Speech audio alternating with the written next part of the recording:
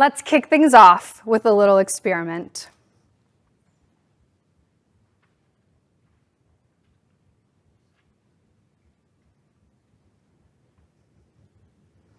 Those were approximately 10 seconds of silence. Raise your hand if you felt some sort of discomfort. Or maybe you even thought I forgot my presentation. Silence is awkward. But what is silence, really? Silence is the absence of sound, the absence of stimuli. But from the moment we wake up, we're bombarded with noise. Alarms, pings, music, chatter, all of which make silence feel so uncomfortable, almost like something's missing. For many of us, as soon as we're silent and alone with our thoughts, we start to feel out of sync or maybe even anxious. But it's in these moments where we find the opportunity for reflection, clarity, and even creativity. Perhaps it's society's pressure to do more and more every day, to almost optimize our lives that has us feeling so uncomfortable. But what are we optimizing for? Optimization means to make as perfect, effective, or functional as possible. But we've somehow convinced ourselves that silence and downtime get in the way of that. More often than not, we try to avoid moments of downtime because there's always something else we could or should be doing.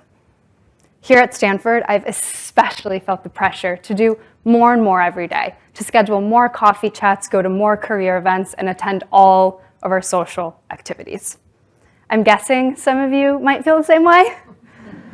I'm so addicted to the dopamine hit I get from checking something off my to-do list that I kid you not have written make to-do list as the first item so that I can check it off immediately and feel like I got something done. As if everything we had here at Stanford wasn't enough, I even signed up to give a 10-minute speech about why we should de-optimize our lives.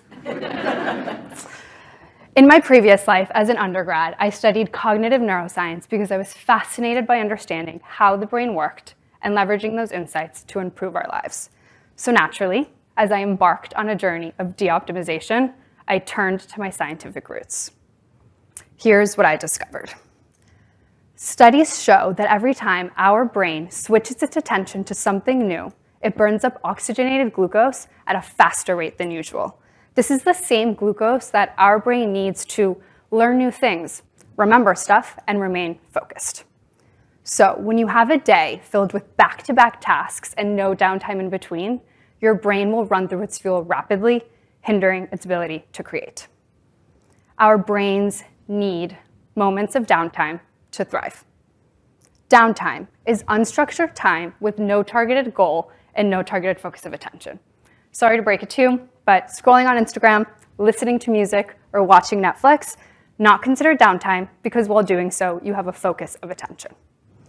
Surprisingly, even meditation isn't considered downtime because while meditating, you have a specific goal in mind. Downtime is when your brain intentionally has no intention. You know those leisurely Sunday afternoons when you're just sitting on your couch, daydreaming? Without a set agenda, your mind is free to wander, making unexpected connections and giving rise to new ideas. While it might seem that we're doing nothing during downtime, our brain is actually quite active. We're processing information. We're thinking about both the past and the future. We're developing a sense of self, and we're thinking about the perspectives of others. Downtime enables a process called integration. Integration is what connects the dots between the bits and pieces of information that are just swirling up around in your brain. I'll give you a sneak peek as to what my brain sounds like during downtime. Mom's mad at me again. She thinks I stole her shirt. I definitely didn't. Ugh, another rainy day in Palo Alto today. I need to unpack for Tahoe this weekend. Oh, is that where my mom's shirt is and the carry-on I haven't unpacked yet? I'm kind of craving some sushi. As you can see, my brain thinks in very nonlinear ways during downtime, but it's integration that takes this nonlinear thinking and transforms it into aha moments. Did anyone catch what happened there?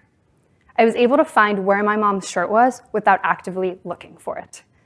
These aha moments or epiphanies can range from as small as remembering something to ideas that are much more impactful. For example, I came up with an initiative that led to 20% growth at the startup I was working at while getting a haircut. I wasn't on my phone. I wasn't thinking about anything in particular. It just came to me. What were you doing the last time you had a sudden realization? Really take a moment to think about this. Isaac Newton, he developed the foundations for the theory of gravity while sitting under a tree daydreaming. J.K. Rowling, Harry Potter came to her while she gazed out the window on her train commute back from work. Even Steve Jobs, a notorious workaholic, was known for taking long breaks and long walks to boost his creative potential. While not all of us will become the next Isaac Newton, I do hope that many of us change the world, tackling climate change, enhancing healthcare accessibility, and solving the complex problems that our world has demands that we innovate. And to do so, we have to tap into our creativity. Looking ahead, as AI becomes increasingly better at analytical tasks, creativity will become more and more important in the workplace. It's creativity that allows us to look at problems from different angles and solve those problems in more efficient and effective ways. So, how do you actually de-optimize your life to create moments of downtime? And how do you leverage that downtime to boost your creativity? First, start small. You know those 15, 20 minutes in between meetings? I used to hate those. Way too long to bear doing nothing, but way too short to get anything productive done. Well, they're prime downtime. Just see what happens when you don't pick up your phone and don't try to squeeze something in between. It might feel a little awkward at first, but I promise it'll be worth it. Second, find what works for you. For me, I love to take walks. So in between meetings, I'll get up and take a stroll. My boyfriend, he loves to clean, which is a win for me, but he also does great thinking while doing so. The point here is to find activities that you can incorporate into your routine. Go on walks, sit in the park, gaze out the window while drinking some tea. If you struggle with literally doing nothing, experts also recommend mindless tasks like vacuuming, organizing, or even doodling. Just remember that downtime is only downtime when there's no specific goal and no specific target of attention. I know what some of you are thinking. You're way too busy for downtime. You have way too many commitments and simply cannot afford to do nothing. Well, it's those of us that are busiest that need downtime the most. Here at Stanford, we're all overachievers focusing on over-optimizing. But it's downtime that's not the enemy of achievement, it's the key to unlocking it. Downtime is an essential process for our brain, but it's also something we can practice and develop. Ironically, as children, we were masters of downtime. Do you remember how immense the world felt when we were younger?